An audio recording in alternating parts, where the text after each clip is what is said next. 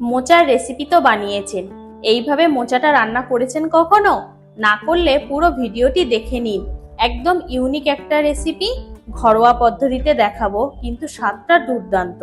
এইভাবে একবার মোচার রেসিপি বানালে মুখে স্বাদ লেগে থাকবে। নমস্কার বন্ধুরা, ভাই বোনের হেসেল ঘরে সবাইকে স্বাগত। আজ আমি বানাবো চিংড়ি মাছ দিয়ে মোচার ঘন্ট। ভিডিওটিকে স্কিপ করবেন না, পুরো ভিডিওটি দেখার জন্য অনুরোধ রইল। মোচার ঘন্ট এই রেসিপিটা বানানোর জন্য এখানে আমি একটা মিডিয়াম সাইজের মোচা নিয়েছি। মোচাটা আমি আগে থেকেই কেটে প্রেসারে 2টো সিটি মেরে সিদ্ধ করে নিয়েছি। এটা এখন একটু ঠান্ডা হয়ে গেছে, আমি ভালোভাবে জলও ঝরিয়ে নিয়েছি। এবার এই মোচাটাকে একটু ভালোভাবে এইভাবে আমি একটু চটকে নেব। ভালোভাবে মেখে নিয়েছি, দেখুন কতটা জল বেরিয়েছে। এই জলটা আমি ভালোভাবে সেঁকে নেব। মোচা থেকে জলটা ভালোভাবে ঝরিয়ে নিয়েছি। এই রেসিপিটার জন্য আমি আর একটা উপকরণ ব্যবহার করছি, 200 গ্রাম চিংড়ি মাছ। চিংড়ি মাছটা আমি খোসা ছাড়িয়ে ভালোভাবে ধুয়ে নিয়েছি। এবার আমি রান্নাটা শুরু করব। গ্যাসে কড়াই বসিয়ে দিয়েছি। এবার আমি কড়াইতে দিয়ে দেব 2 চামচ মতো সর্ষের তেল। তেলটা গরম হয়ে গেছে, এই তেলে আমি চিংড়ি মাছগুলো দিয়ে দেবো। চিংড়ি মাছে আমি পরিমাণ মতো লবণ ও হলুদ দিয়ে দিয়েছি। হালকা ভেজে নেব চিংড়ি মাছগুলো। চিংড়ি মাছগুলো সব ভাজা হয়ে গেছে, এবার আমি তেল থেকে তুলে নেব। চিংড়ি মাছগুলো ভেজে তুলে নিয়েছি। এবার আমি কড়ার তেলে আবারও 1 চামচ মতো সর্ষের তেল দিয়ে দিলাম। তেলটা গরম হয়ে গেছে, এবার আমি ফোড়ন দিয়ে দেবো 2টো শুকনো লঙ্কা। ফোড়নটা তেলে হালকা একটু নাড়াচাড়া করে নেব। এবার এর মধ্যে দিয়ে দেবো একটা বড় মাপের পেঁয়াজ কুচি, দিয়ে দেবো 2 চামচ থেতো করা রসুন, আর দেবো একটা মাঝারি মাপের টমেটো কুচি, দিয়ে দেবো সামান্য একটু লবণ, যাতে তাড়াতাড়ি পেঁয়াজ ও টমেটোটা নরম হয়ে যায়। এবার সবকিছু তেলে ভালোভাবে ভেজে নেব। পেঁয়াজ রসুন ও টমেটোটা তেলে ভালোভাবে ভেজে নিয়েছি, দেখুন কেমন নরম হয়ে গেছে। এবার আমি এর মধ্যে দিয়ে দেব 8 থেকে 10 পিস গোটা গোটা করে কেটে রাখা আলু। আলুতে দিয়ে দেব পরিমাণ মতো লবণ, পরিমাণ মতো হলুদ। এবার আলুটাও তেলের সাথে ভালোভাবে ভেজে নেব। আলুটাকে ভালোভাবে ভেজে নিয়েছি। এবার আমি এর মধ্যে দিয়ে দেব 1 ইঞ্চি গ্রেট করা আদা। আদাটাও ভালোভাবে নাড়াচাড়া করে নেব তেলের সাথে, যেন কাঁচা ভাবটা না থাকে।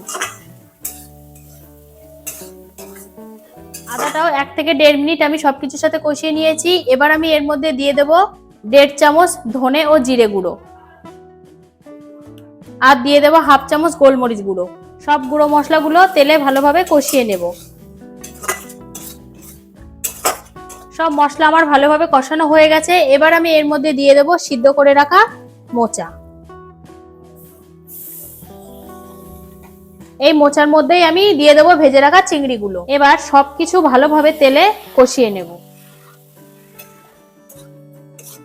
মোচাটা সবকিছুর সাথে ভালোভাবে মিশিয়ে নিয়েছি। এবার আমি এর মধ্যে দিয়ে দেব মোচার পরিমাণে 1/2 চামচ হলুদ গুঁড়ো, 1 চামচ লবণ। লবণ ও হলুদটা মোচায় ভালোভাবে মিশিয়ে নেব।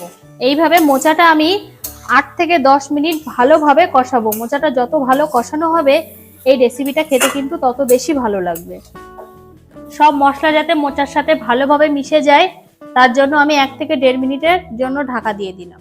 2 থেকে 3 মিনিট আমি ঢাকা রেখেছিলাম। এবার ঢাকাটা খুলে নিলাম, ভালোভাবে নেড়ে নেব। আবার 5 থেকে 7 মিনিট আমি এটা ভালোভাবে কষিয়ে নিয়েছি। কষানোটা আমার হয়ে গেছে। এবার আমি এর মধ্যে দিয়ে দেব পরিমাণ মতো 1.5 কাপ জল। যেহেতু ঘন্ট, এখানে জলটা একটু কমই লাগবে। জলের সাথে ভালোভাবে মিশিয়ে নেব। এবার ঝোলে দিয়ে দেব আন্দাজ মতো 1/2 চামচ হলুদ গুঁড়ো, 1/2 চামচ লবণ, আর দিয়ে দেব 6 থেকে 7টা কাঁচা লঙ্কা। ঝালটা অবশ্যই নিজেদের স্বাদ বুঝে কম বেশি করতে পারেন। এবার সবকিছু ভালোভাবে মিশিয়ে নেব। এবার 5 থেকে 6 মিনিট আমি এইভাবে ঢাকা দিয়ে রেখে দেব, আলুটা যাতে তাড়াতাড়ি সিদ্ধ হয়ে যায়। 5 থেকে 6 মিনিট হয়ে গেছে, আমি এবার ঢাকাটা একটু খুলে নেব। হালকা হাতে একবার নেড়ে দেব। আলু সিদ্ধ হয়েছে কি একটু দেখে নেব। আলুটা সিদ্ধ হয়ে গেছে। এবার আমি এর মধ্যে দিয়ে দেব হাফ চামচ চিনি। মোচাটা যেহেতু একটু কষ লাগে সেই জন্য চেষ্টা করবেন এটা একটু মিষ্টি দেওয়া। যারা একেবারেই না খেতে পারেন সামান্য একটু দেওয়ার চেষ্টা করবেন। এবার চিনিটা ভালোভাবে মিশিয়ে নেব। আবারও আমি 2 থেকে 3 মিনিট এটা রান্না করে নেব। আবারও আমি কিছুক্ষণ রান্না করে নিয়েছি। দেখুন জলটা কিন্তু একদমই শুকিয়ে গেছে, হালকা একটু রস রস ভাব আছে। এবার আমি এর মধ্যে দিয়ে দেব হাফ চামচ গরম মশলা গুঁড়ো। গরম মশলা গুঁড়োটাও ভালোভাবে মিশিয়ে নেব। যেহেতু এটা ঘন্ট সেই জন্য আমি একদমই শুকনো করব না, হালকা একটু রস রস থাকবে। কেউ চাইলে এটা পুরোপুরি শুকনো করতে পারে। গরম মশলা দিয়েও আমি 1 থেকে 1.5 মিনিট এটা রান্না করে নিয়েছি। রান্নাটা কিন্তু আমার পুরোপুরি কমপ্লিট হয়ে গেছে। এবার আমি এটা একটা সার্ভিং প্লেটে নামিয়ে নেব। রেডি হয়ে গেছে আজকের রেসিপি চিংড়ি মাছ দিয়ে মোচার ঘন্ট। এটা এখন গরম গরম ভাতের সাথে খেতে কিন্তু অসাধারণ লাগবে। যারা এইভাবে মোচার রেসিপি না বানিয়েছেন তাদেরকে অনুরোধ করব অবশ্যই একবার হলেও এইভাবে ট্রাই করুন এবং কেমন হলো খেতে অবশ্যই কমেন্ট করে জানাবেন। কিন্তু আজকের রেসিপিটা তাহলে এই পর্যন্ত। যে সকল নতুন বন্ধু আমার ইউটিউব চ্যানেল থেকে দেখছেন তারা অবশ্যই চ্যানেলটিকে সাবস্ক্রাইব করে দেবেন, আর যে সকল বন্ধুরা ফেসবুক থেকে দেখছেন তারা অবশ্যই পেজটিকে ফলো করে দেবেন। আজ তাহলে এই পর্যন্ত, দেখা হচ্ছে পরের কোনো রেসিপিতে।